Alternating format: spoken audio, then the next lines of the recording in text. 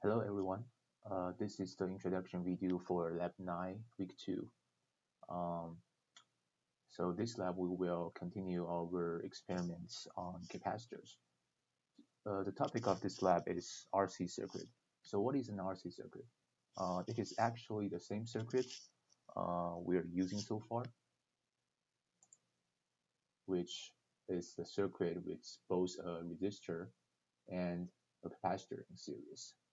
So right now, we have already tested two characteristics of the capacitor using the RC circuit.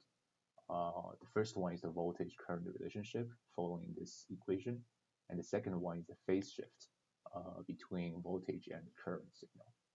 So today we will test another two characteristics using this RC circuit. So the first one is the charging and discharging behavior in capacitors, and the second one is filtering. So let's look at the charging and discharging first. So remember, a capacitor is a device that stores electrical energy. It turns out the resistor in the RC circuit will control the rate at which our capacitor charges or discharges. So the way it controls is defining like this. So for the RC circuit, looks like this.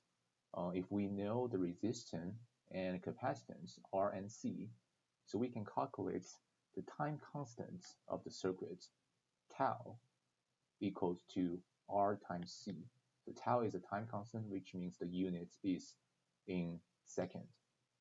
So after doing this, then we can know in this circuit, the voltage across the capacitors is following these two equations during the charging and discharging process. So if we plot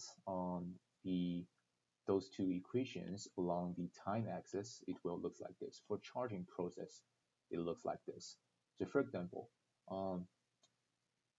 for this circuit, if we have the switch at the node B at the beginning, and at time 0 we switch it from node B to node A, then we can see, okay, before this switch on, the capacitor, there's no source voltage in the circuit, and after switch to node A, this source voltage Vs will start to charge up our capacitors.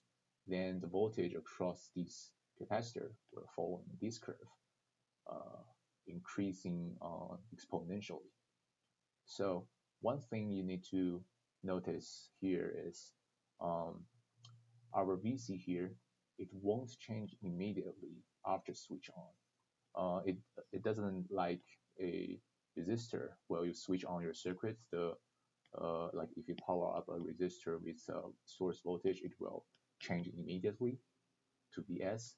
No, for capacitor, after you switching on, it won't change immediately. It will, at time 0 here, you see, it's still 0 volts, and it will charge slowly until it reach Vs. So finally, it still reach Vs, but it won't change immediately. So that's for charging process, and it's similar for discharging process, but instead, if you look at this circuit here, if at the beginning our switch is at node A, and at time 0 the switch moves from A to B, so it disconnects from the source voltage, and the capacitor will start losing energy, still starts discharging.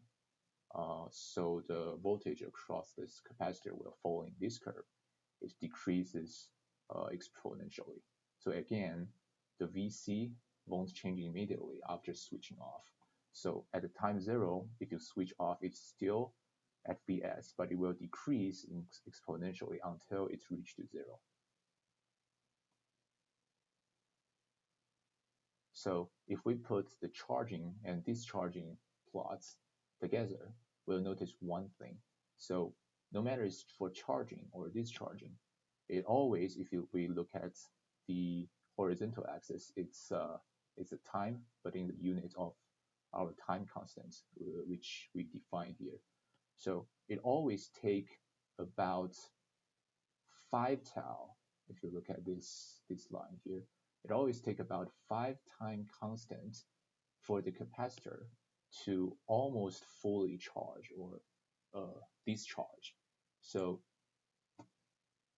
I say almost fully because it's not 100%. It's about 99.3%, but we can almost say it's almost fully charged.